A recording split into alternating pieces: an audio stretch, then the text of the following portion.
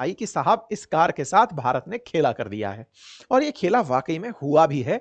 हमने सीधा इनसे कहा कि आपके लिए हम नियम नहीं बदल सकते, सब पर वो नियम लागू होंगे, क्योंकि भारत अगर इनको राहत देता है तो इनके पीछे पीछे खड़ी हुई जो कंपनियां हैं, जैसे साउथ कोरिया की हुंडई का मार्केट में भारत में बहुत बड़ा बाजार है, वो भी अपनी आयोनिक नाम से उनकी एक इलेक्ट्रिक कार आती है, वो भारत में बेचना चाहते हैं। ऐसे ही आजकल किया का जो बाजार है भारत में बहुत तेजी से फैल रहा है।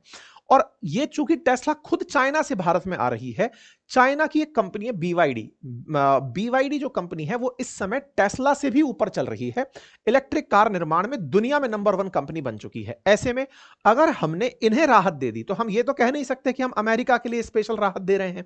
इलेक्ट्रिक व्हीकल्स के लिए हमारी पॉलिसी अगर हम टेस्ला के अकॉर्डिंग बदलते भी हैं तो इसका राहत लेने के लिए सब लोग आ जाएंगे, और ऐसा होते ही जो चाइनीज कार हैं वो भारत में बहुत तेजी से आने लगेंगी। और चाइनीज कार भारत में आते ही भारत की, क्योंकि इलेक्ट्रिक मार्केट में लगभग 60% जो बाजार है ना वो टाटा ने कैप्चर किया हुआ है, ऐसे में टाटा का मार्केट, और उसके बाद में भारत के अंदर एमजी करके जो कंपनी है उसका विंडसर कार आप आजकल चलते फिरते देख रहे होंगे वो, उसके बाद 3rd नंबर पर जो कार सबसे ज्यादा भारत में बेची जा रही है, या फिर टाटा का बाद महिंद्रा का जो तीसरा रोल है वो बहुत ज्यादा है। इन्होंने BE6 करके एक नई कार इन्होंने उतारी है ना। तो इस तरीके से भारतीय बाजार पूरी तरह से प्रभावित हो जाएगा अगर BYD को खुलेआम यहां आने दिया गया। इसलिए हमने तरीका यह रखा कि आप भारत में बेचना चाहते हैं, लगभग $0.5 बिलियन भारत में निवेश करिए, अपनी कारों को यहीं निर्मित करिए, 50% तक भारत में बनाइए, तब जाकर के हम आपको टैक्स में राहत दे सकते हैं। हमने कुछ इस तरह की कंडीशन इनके लिए रख दी। बात कार के फीचर्स की हो तो हालांकि इसमें कई तरह के फीचर्स ऐसे हैं जो कि आजकल लगभग भारत की हर कार में दिखाई दे रहे हैं, जो अच्छी कारें हैं, दरवाजे में लाइट वाइट ये सब ठीक है, फीचर्स के ऊपर तो मैं क्या ही सेशन करूं, लेकिन हाँ, जिस चीज की वजह से इसकी बहुत ज्यादा चर्चा हो रही है वो इसके सेफ्टी फीचर्स हैं, और सेफ्टी के साथ साथ कुछ इसके ऐसे फीचर्स हैं जो कि लोगों को बहुत आकर्षित करते हैं। जैसे मैं जब दुबई गया था तो मैंने भी इनके इस फीचर को इनकी कार में एक्सपीरियंस किया था, टैक्सी के रूप में मिल गई जैसे मैंने आपसे कहा। तो टैक्सी में जब हमने इसको देखा तो वहां कोई अफ्रीकी ड्राइवर था जो इस कार को चला रहा था, और वो बढ़िया से हमें डेमो दे रहा था कि देखिए सर इस कार में फीचर क्या है। हमने कहा बताओ भाई क्या फीचर है।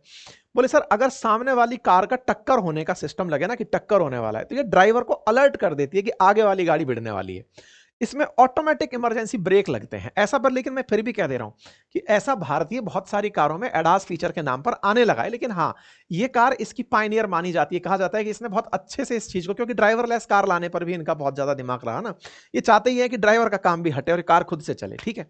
अच्छा, इसके साथ साथ इसमें कुछ इमरजेंसी ब्रेकिंग जैसी स्थिति है, यानी कि टक्कर होने वाली है तो गाड़ी खुद को ब्रेक लगाकर खड़ा कर सकती है। साथ में अगर गाड़ी आगे वाली तेज हो रही है तो ये खुद से खुद को तेज कर लेगी, आगे वाली धीरे हो रही है तो खुद से खुद को धीरे कर लेगी। मतलब अडेप्टिव क्रूज कंट्रोल है। जनरली क्रूज कंट्रोल में क्या होता है ना, गाड़ी अगर आपने 120 पे चलाई और बटन दबा दिया तो वो 120 पे दौड़ती है, सामने वाले ने ब्रेक लगा दिया तो वो खुद से खुद को रोकती नहीं है अनटिल अनलेस आपने ब्रेक नहीं लगाया हो। ऐसे में इनकी गाड़ी में फीचर ये कि सामने वाली कार तेज हो गई तो ये भी तेज हो जाएंगे, सामने वाली धीरे हो गई तो ये भी धीरे हो जाएंगे। सेफ्टी फीचर में ये चीज मानी जाती है। ऐसे ही सड़कों पर लेन बनी होती है ना, वो व्हाइट डॉट लाइन के साथ चल रही होती है, तो अगर आपने गाड़ी क्रूज पे लगाई और गाड़ी को छोड़ दी तो ये लेन में ही चलती रहेगी। अब अगर इसको लेन बदलते हुए देखा, रोड घूम गई मान लीजिए, तो रोड घूम गई तो ये खुद से मुड़ती हुई चली जाएगी, लेन को ध्यान में रखते हुए खुद से घूमती जाएगी। अब बाई चांस ऐसा हो जाए कि लेन ही कहीं गायब हो जाए तो ये आपको याद दिला देगी कि भाई लेन गायब हो गई है, ड्राइवर साहब ध्यान रखो, ठीक है। ऐसे ही लेन से छूटते ही अगर दाएं बाएं ये जा रही है तो आपको याद दिलाएगी। अगर सामने रेड लाइट हो रखी है या कोई साइन बोर्ड आ रखा है तो वो डिस्प्ले पर आपके आ जाएगा कि आगे स्कूल है, हमने पढ़ लिया है, आगे की तरफ इस तरह रेड लाइट लगी हुई है, हमने देख लिया है, वो डिस्प्ले पर आपको दिखा देता है। कई बार आप हाईवे पर जब होते हैं तो ये ऑटोमेटिक दूरी देखते हुए ऑटोमेटिक हाई बीम पर अपनी लाइट कर देती है, हेडलाइट्स के अंदर लो बीम के फीचर्स दिखाई दे जाते हैं। इस तरह के कुछ इसमें फीचर्स हैं जो कि ड्राइविंग को बहुत आसान स्मूथ बनाते हैं, ठीक है। इसके साथ साथ अगर खुद से ये खड़ी है जाम में, आगे वाली गाड़ी बंद खड़ी है तो ये भी बंद खड़ी है, आगे वाली चल दी तो ये स्टार्ट होकर के आपको बताएगी चलो भाई आगे वाली गाड़ी चल दी है। कुछ इस तरह के इसमें फीचर्स हैं जो लोगों को बहुत आकर्षित करते हैं। तो हमारे लिए, मतलब मेरे लिए, तो वहां जाकर के इसका डेमो लेने में दो तरह की फीलिंग थी। एक, तुम जिसके लिए भारत में संघर्ष कर रहे हो, दुबई वालों ने तुम्हें टैक्सी बना रखा है, ये एक अलग फील आ रही थी मुझे। दूसरा जो फीलिंग था वो ये था कि इस कार के बारे में मैंने वहां जितना जाना वो ये था कि सर गाड़ी तो बढ़िया है, लेकिन ये एक बार में ये जो 500-600 किलोमीटर चलती है ना, इसकी वजह से हमें इसे चार्जिंग में लगा के रोक कर रखना पड़ता है, फिर ये चार्ज होती है, फिर ये ड्यूटी पर बैठती है। वहीं टोयोटा की जो कैमरी थी उसकी दुबई में तारीफ इसलिए थी कि सर हम इसको 24 घंटे चला सकते हैं, ड्राइवर बदलते हैं, गाड़ी सेम चलती रहती है। मतलब कैमरी सुबह चली, सुबह चलाकर 12 घंटे की किसी ने शिफ्ट पूरी करी तो ड्राइवर चेंज होगा, गाड़ी ऑन रहेगी, दूसरा ड्राइवर बैठेगा और वो उस गाड़ी को लेकर चलता रहेगा। तो उसकी जो सर्विसेज है ना हाइब्रिड मॉडल के अंदर टोयोटा की, वो जबरदस्त है और लोग उसको वहां पर बहुत प्रीफर करते हैं। तो मॉडल वाई क्योंकि नाम से ज्यादा चलता है तो इसके अंदर टैक्सी के पैसे भी वसूल लिए जाते हैं कि सब आप मॉडल वाई में चल रहे हैं। तो इस तरह का, खैर इंडिया के अंदर इसको भले ही अमीर लोग पहचान बनाए, लेकिन वही अमीर दुबई जब घूमने जाके इसके अंदर टैक्सी में बन के बैठते हैं तो इससे बचते हैं कि भाई क्यों ही खरीदें। तो मॉडल वाई जो है उसकी कीमत को कई कलरों में मिल जाएगी, वगैरह वगैरह जो भी है इसके मॉडल वाई हैं ये मिल जाएगा। लोगों ने इसके जो आनंद लिए वो निर्मला सीतारमण जी के नाम पर लिए, कि भले ही एलॉन मस्क कह रहा हो कि हमने इसका नाम टेस्ला रखा है, लेकिन इंडिया में सीतारमण जी इससे कह रही होंगी टैक्स ला, टैक्स दे तब जाकर गाड़ी आगे चलने देंगे, क्योंकि भारत के अंदर बकायदा इसके टैक्स की चर्चाएं बहुत ज्यादा हो रही हैं। सब तरफ भारत के इंडियन यूजर्स जितने भी हैं वो सब तरफ इसके टैक्स को लेकर के कि टेस्ला का price 31 lakh, import duty 30 lakh, final price 61 lakh, तो 30 लाख हमने टैक्स वसूल लिया है। टैक्स के ऊपर जो बात निकल कर आई, जो मैंने तथ्यात्मक रूप से आपको बताई कि कंप्लीट बिल्ट यूनिट अगर बनी बनाई आप इंपोर्ट करेंगे।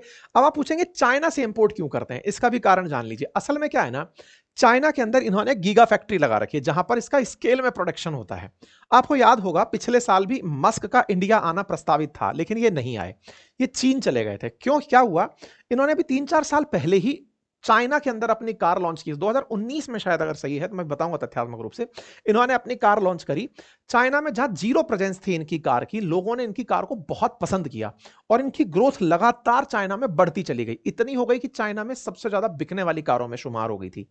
तो इस वजह से इन्होंने चाइना के अंदर ही अपनी फैक्ट्री डाल दी और कार की कीमतों को इतना कम कर दिया, जैसे अपने यहां पर 60 लाख रुपए के आसपास पड़ेगी, चाइना के अंदर ये 31 लाख रुपए के आसपास कीमत पर पड़ जा रही है चाइना के अंदर यूज होने के लिए। इन्होंने सब तरह से राहत वाहत देकर के, चाइनीज सरकार इसके ऊपर टैक्स भी नहीं लगा रही है, तो ये बढ़िया वहां पर बिक रही है। हालांकि बीवाईडी उसके बावजूद इनको कंपटीशन वहां दे रही है।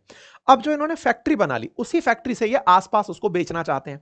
बड़ी फैक्ट्री लग गई है तो वहां से, वैसे पहले चर्चा ये थी कि जर्मनी से बनाकर इंडिया लाएंगे, लेकिन उन्होंने कहा चाइना से इंडिया वाले वैसे इतना माल खरीदते हैं, चलो यहीं से पका देते हैं।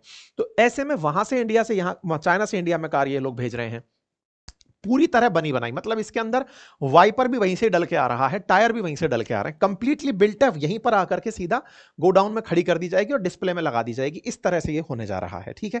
तो ऐसे में $40,000 से ऊपर की अगर कोई कार है तो भारत उस पर इंपोर्ट ड्यूटी 100% वसूलता है, कि बनी बनाई कार तुम बाहर से लेकर आ रहे हो तो इंपोर्ट ड्यूटी लगेगी। और अगर उससे कम की सीबीयू है, कंप्लीट बिल्ट यूनिट का जो सीआईएफ है, सीआईएफ बोले तो इसके अंदर कॉस्ट, इंश्योरेंस और फ्रेट अगर $40,000 से ऊपर है तो 100% देना पड़ेगा आपको। कीमत अगर 100 रुपए तो 100 और वसूलेंगे हम। उससे अगर कम की है तो ऐसे में हम लोग उससे कम टैक्स 70% तक आपसे वसूल सकते हैं। यही कारण है कि भारत के अंदर यह दाम इतना ज्यादा आपको देखने को मिल रहा है। शुरुआत में यह बहुत ज्यादा चर्चा हुई थी कि क्या भारत टेस्ला के लिए नियम बदलेगा। इस पर हमारे कॉमर्स मिनिस्टर ने साफ कर दिया था कि नहीं, हम किसी पर्टिकुलर कंपनी के लिए ऐसा नहीं कर सकते, हम सेक्टर के लिए काम कर रहे हैं। तो ईवी सेक्टर को हम बूम करने के लिए जो कर सकते हैं वो सारे के सारे प्रयास कर रहे हैं, ठीक है। तो कुल मिलाकर भारत के अंदर चाइना मेड टेस्ला है जो आ चुकी है। भारत में ईवी निर्माण के अंदर अभी टेस्ला का कोई भी प्रयोग नहीं करने का प्लान है।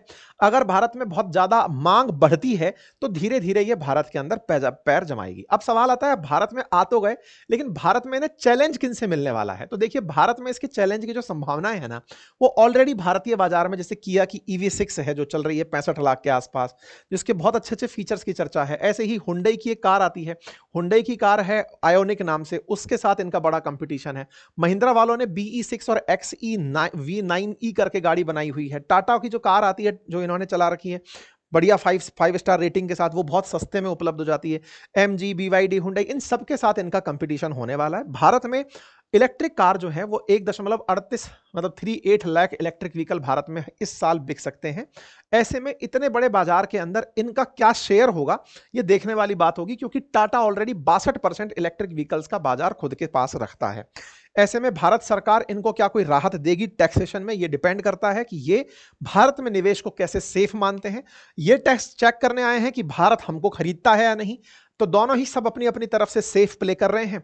अगर इलॉन मस्क चाहते तो भारत में पहले ही निर्माण के लिए कोई ना कोई प्रयोग करते, इन्वेस्ट करते तो इन्हें टैक्स में राहत मिल जाती। पर ये बना बनाया चाइनीज माल ले रहे हैं तो उनको वही सारी चीजें देखनी पड़ेंगी। ठीक है साहब, तो उम्मीद है कि आपको ये बात समझ में आई हो। इसके साथ साथ दुनिया भर की जो कीमतें हैं उनमें से चीन में टेस्ला जो है वो सबसे सस्ती उपलब्ध है। ये एक कंपैरेटिव चार्ट है कि 5 कंट्रीज में जहां पर टेस्ला की यूनिट्स बिकती हैं, कितनी कितनी बिकती हैं, क्या होता है। तो दुनिया में सबसे ज्यादा अगर टेस्ला बिक रही है तो वो अमेरिका में, उसके बाद चाइना में। और चाइना की ग्रोथ स्टोरी अपने आप में बहुत डिस्कस की जाती है कि जहां 2019 में 0 टेस्ला बिकती थी चाइना में, वहां 2020 के अंदर 1,35,000 टेस्ला बिकी, 2021 में 4,73,000 बिकी, ऐसे ही ये बढ़ती गई, फिर 5,55,000 टेस्ला हो गई। एक तरह से ये समझिए कि हर साल 17-18% की इसने ग्रोथ देखी। तो चाइना के अंदर जो ग्रोथ थी ना वो लगातार टेस्ला की बढ़ती जा रही थी। फिर चाइना ने अपनी कंपनियों से कहा कुछ सीखो, तो BYD निकल कर आई और BYD ने इसका इस साल बाजार पीट दिया। बाजार जब पीटा ना तो ही ये बाहर निकल कर भागे, भारत को ये बाजार के रूप में तलाशने के लिए निकले हैं। दुनिया में अगर कहा जाए तो जो मॉडल भारत में इनका उतर कर आया है वो दुनिया में टॉप 10 मॉडलों में शामिल है। दुनिया के सब तरह के मॉडल अगर मिला दिए जाएं तो 10 बेस्ट सेलर कार अगर वर्ल्ड में देखी जाए तो 2021 में ये जो मॉडल वाई है ये बेस्ट सेलर्स में शुमार हुआ था। 2023 में मॉडल वाई वर्ल्ड का बेस्ट सेलिंग व्हीकल बन गया था। ये ऐसा करने वाला पहला इलेक्ट्रिक व्हीकल था जिसने ये मार्केट पकड़ा था। यूरोप में भी ये कार खूब बिकती है, इसके साथ साथ भारत में तो है ही, अमेरिका में है ही, सब जगह ये कार पहुंचती जा रही है। तो बाकी फिलहाल के लिए इतना ही। तो उम्मीद है कि टैक्स से राहत ना मिलने का बड़ा कारण आपको पता चल गया होगा, क्योंकि ये सीबीयू लेकर आए हैं। साथ ही साथ में भारत के ये उन कस्टमर्स को डील करेंगे जो कि ऑलरेडी मर्सिडीज, BMW जैसी कार खरीदने की कैपेसिटी रखते हैं। तो भारतीय बाजार को बहुत ज्यादा प्रभावित करने की स्थिति में तो नहीं है, लेकिन हाँ, भारत के बाजार के लिए इन्होंने तैयारियां की हैं कि साहब हम चार्जिंग स्टेशन बनाएंगे जहां तहां चार्ज करने के लिए गाड़ियों को, ताकि दिक्कत ना आए, गाड़ी धीरे धीरे सब जगह चार्ज हो पाए, लंबी दूरी तक ट्रेवल कर पाए। इंडिया बड़ा देश है, ऐसे में मुंबई के बाद अगला सेंटर इनका दिल्ली में हो सकता है। तो देखने वाली बात है कि कैसे ये अपने बाजार को बढ़ाते हैं। फिलहाल के लिए इतना ही। जानकारी पसंद आई हो तो अपने साथियों से साझा करें।